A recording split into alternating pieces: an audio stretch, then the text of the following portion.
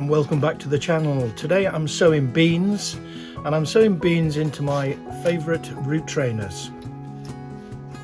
I've got two varieties this year. I have a French climbing bean and I also have a French dwarf bean. Now, I grew both of these beans last year and they were fantastic. So once again, I'm going to stick with what works. Now, I really do like these root trainers because they allow the beans to get a nice long deep root run.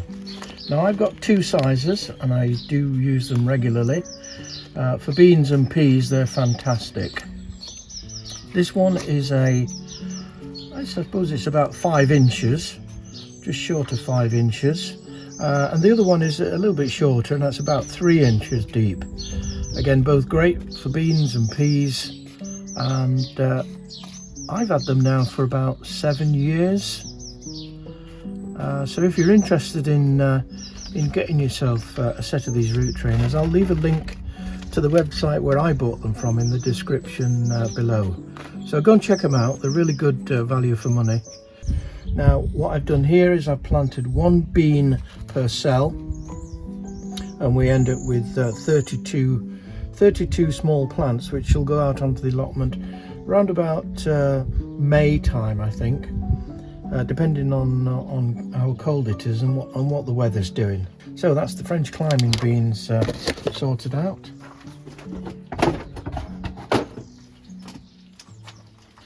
So this is the slightly smaller one, and into this one I'm going to plant the dwarf beans.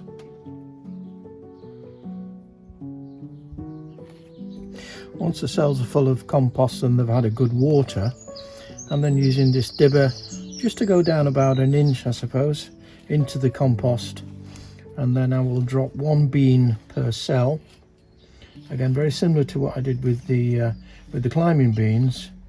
1 bean per cell, and then that should give me 32 beans to plant out a little bit later in the year. Now, this packet of dwarf beans has approximately 80 bean seeds in there. Now, I only need 32 for this tray, so what I'll be able to do is to plant another batch of beans a little bit later in the year, so that I can get any that don't come through out of this batch. I can then have some backups. And I can also have some beans a little bit later in the year, because I can plant these beans out, well, right up to about July. So there's every chance that I'll be able to have a nice succession of dwarf beans through to the end of the year. 32 beans planted. I'll just very lightly cover them over using the dibber. Right. Another good thing I do like about these root trainers is the fact that not only do they come in their own little frame, and then each individual pocket of cells just slides in nice and easily, but they also come with their own perspex lid. So what you've got there basically is a little propagator, I suppose. And also what you can do is use the perspex lid as a bit of a drip tray. So any water that runs through the cell is just kept in the bottom of the perspex. The compost can then suck it up as it wants. This is also very useful when you've got things on the greenhouse staging, and then you may have something underneath the staging which doesn't like being dripped on, and the perspex lid can both serve as a propagator over the top and as a drip tray underneath. Fantastic bit of kit. Now, a few videos ago I showcased what for me was my 5 must-have flowers. They were lobelia, statice, zinnia, cosmos and antirrhinum. Now, I've been growing those 5 flowers on and off over the last 20 odd years with pretty much good results year in, year out. So this year was no exception really. Planted them out on the 10th of February into seed trays like I normally do, and then into the propagator, and all 5 of them have germinated. However, progress since germination has been mixed, but I will share the progress of those 5 seeds a little bit later on in the video, because now I've got to get these beans into the greenhouse.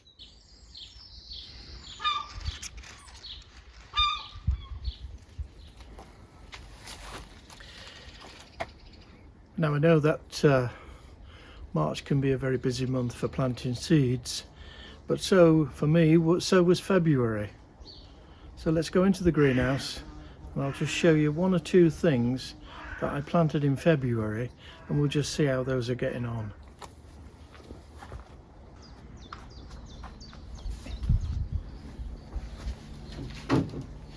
So here we have the Cabaya scandens, which were planted out as seed on the 10th of February 2026, and then they were pricked out on the 11th of March. They're all doing extremely well, and here you can just see they're beginning to form their climbing shoots. These are the sort of baby leaves, and then what comes next is the climbing shoots. Now I will need to put a stick into each of those pots because they are very prone to wanting something to climb up pretty soon, and if you don't give them a stick to go up, they'll just get tangled up amongst themselves. We come over here and have a look at the ranunculus, and as you can see, get the sun out of the way, as you can see, they're doing quite well.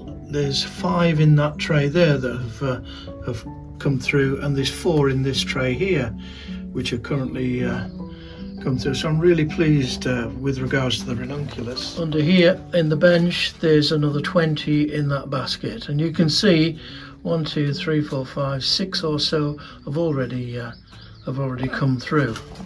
Now, onion Elsa Craig. This tray here on the right are Elsa Craig, on the left they are onion red Brunswick, and again they were planted out as seed I think back in January now, and as you can see they're all looking extremely nice and healthy.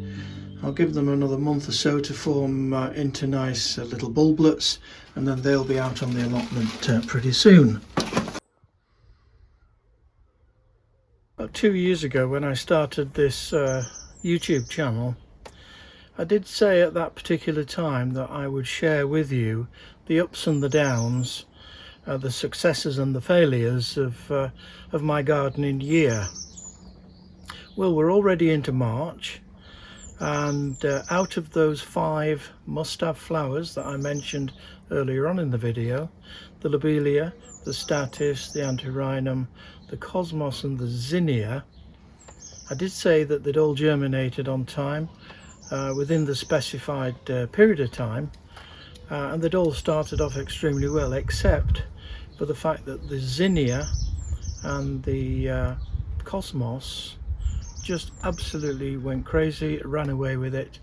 Now, it wasn't their fault. There was nothing wrong with the seed, there was nothing wrong with the compost, there was certainly nothing wrong with the propagator. That was working extremely well. The fault lies with me, because I didn't get them out of the propagator soon enough and into a more lighter environment. Now, that is one of the dangers that I find of planting seeds nice and early in the year. You're very keen straight after Christmas, get the winter out of the way, get spring, can't wait for spring and all that sort of thing, and then you're just absolutely itching to get something into a tray or into the ground and start off the gardening year. Now, I have said before that I do like to plant things early, because if they don't quite work out, you've also got March, plenty of time to re-sow. Again, I mentioned earlier about the red Brunswick.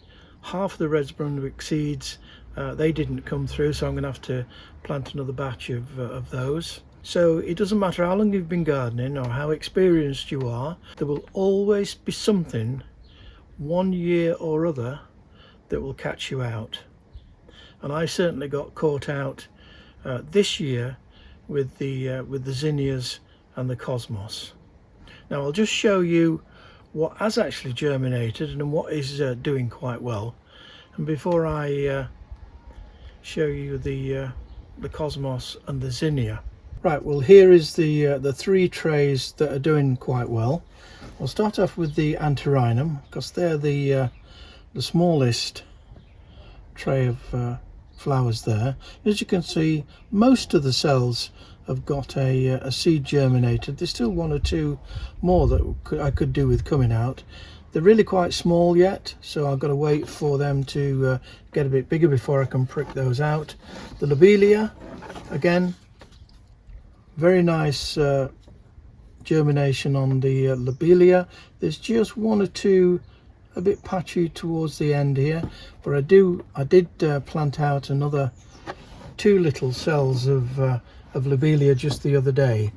The status is probably the best of the three.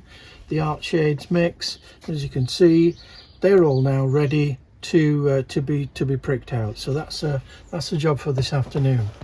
So those are the 3 out of the 5 must-have flowers, which have actually have done quite well. So here we are. We have the zinnia. Yeah, the zinnia, 10th of the 2nd, 26, and as you can see, absolutely too tall, too leggy, and they just came up like an absolute train. So too with the cosmos. I'll put the cosmos there again. Sensation mix, 10th of the 2nd, 2026. Now I'm not sure what to do with these, but I might just find a little corner of the garden, plant them out, and see what happens to them. So let's move those out the way. And again, this is my theory of planting things nice and early. So there's my new tray of cosmos, and here is my new tray of zinnia. Now those were planted on the 19th of the 3rd. Today is the 22nd, 4 days, and you can all see that the zinnia has already started to germinate. So that again is my 5 must-have flowers that I started off the year. The zinnias and the the zinnia and the cosmos, yeah, they might end up being compost before you know. I'll stick those into the corner of the garden and just see what happens. And if they do turn out to be quite reasonable, or you know they do anything marvelous in the meantime, I'll certainly let you know. Onwards and upwards. Now time to go over to the allotment, plant out some broad beans. I'm also going to plant out some small lettuce plants into one of the hoop houses, and I'll also plant out some parsley.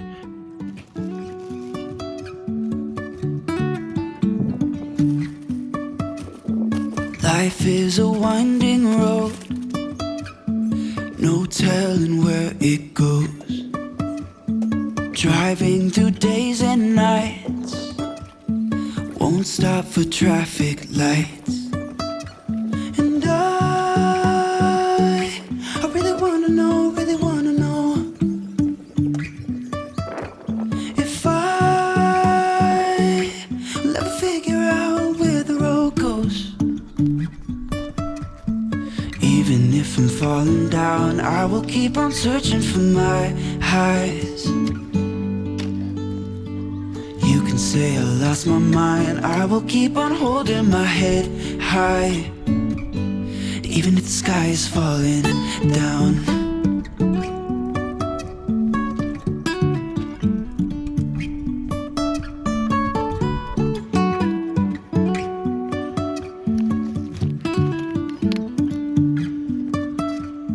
Jumping from cliffs so high, trusting our wings to fly.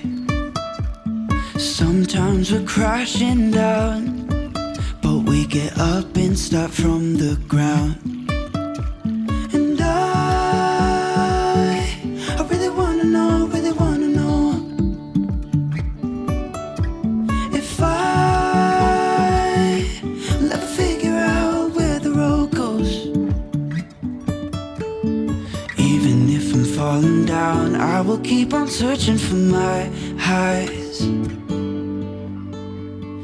You can say I lost my mind, I will keep on holding my head high, even if the sky is falling down.